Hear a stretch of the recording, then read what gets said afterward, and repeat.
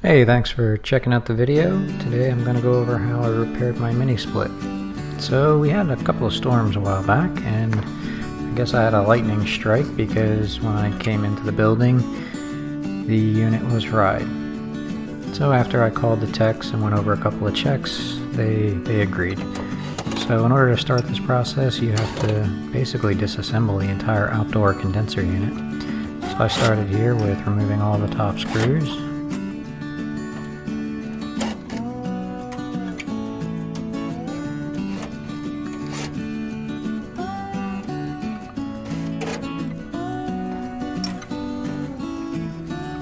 And with all the screws removed, then I could just pop that top lid off, and now I have access to everything. So in order to actually remove the entire, they sent me the entire unit, which was nice, instead of just the top board. So in order to get to that unit, you do have to remove this entire side piece. It's pretty easy, just removing all the screws. Just make sure you don't lose any of them.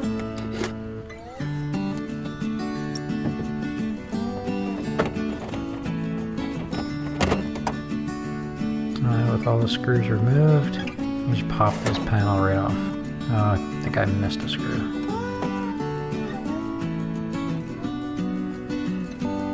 So this is where the top main boards are, and you can see, that popped right away.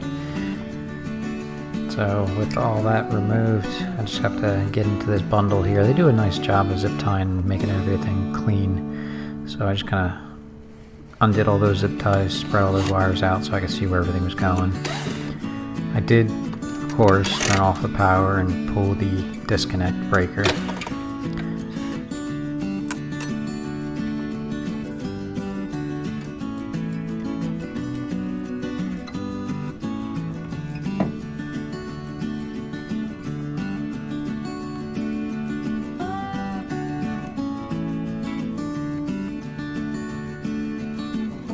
And then once all the screws are removed, that unit is really loose in there.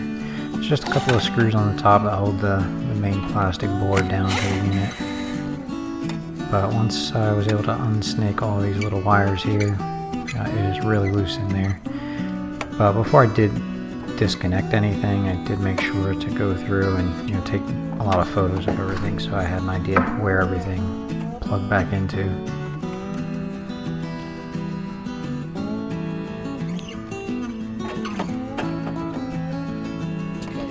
Yep, so this is one of the photos I took. I was very cautious about undoing everything, but when I went to reinstall it, I realized that all of these jumpers and everything were already on the new board, so I was being very cautious for what it wasn't necessary.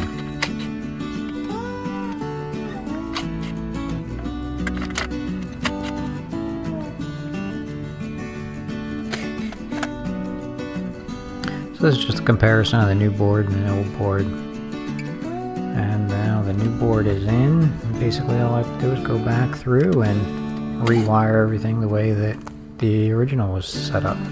This is a dual zone system, so I have 2 indoor units with only 1 outdoor compressor.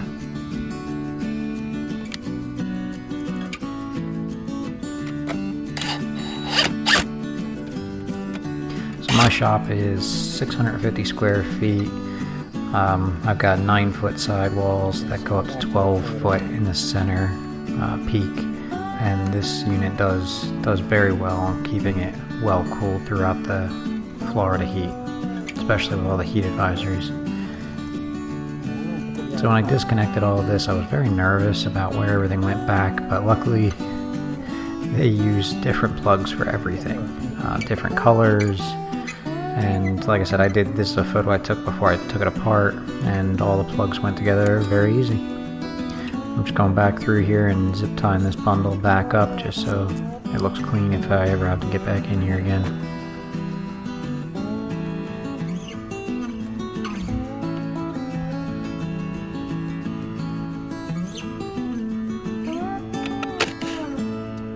I think I did have to reuse some of the old ground screws to get those couple of ground wires put back in. And then this is just like I said, rewiring it up the same way it was. I will probably look into getting a surge protector to put on my disconnect, so hopefully that won't happen again. But the unit is covered under a 5-year warranty. I think it's 7 years for the compressor. I bought my unit from Alpine Air. They were very good. I mean, the tech support was very knowledgeable. I always talk to a person. I think they're based in the US. The part came fairly quickly. The only thing for the warranty was they asked that I pay the freight, which I think was like $30. Took a couple of days to get out to me.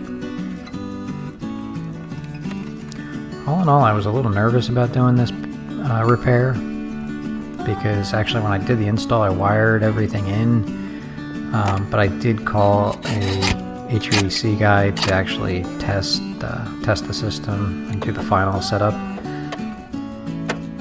But this repair went fairly well. I mean, I think all in all, from start to finish, it maybe took a half hour, 45 minutes. And that's even with me struggling to put this case back on.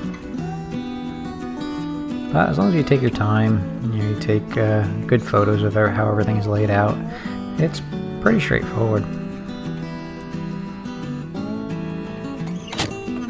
And once I got all the screws back in, I reinstalled my disconnect fuse and turned the power back on. I kicked the indoor units on. I got a little nervous because when I turned the indoor units on, I went out immediately to check to see if the outdoor unit was turning on. And it took maybe a good 5 minutes before it did start up. I guess I had to go through some sort of cycle. Well, I hope this repair helps somebody, or at least if you have to do something similar. I know myself, I like to watch somebody do it a few times before I attempt something. And I did find there was a video out here where somebody did something similar, but it wasn't this exact unit. I know there's hundreds of different kinds of split systems out there, but this unit has been working well for us for at least the last 6 months or so. So we'll see how it does over time. If you have any questions, please feel free to leave them in the comments, and hopefully I'll have some more videos up here soon.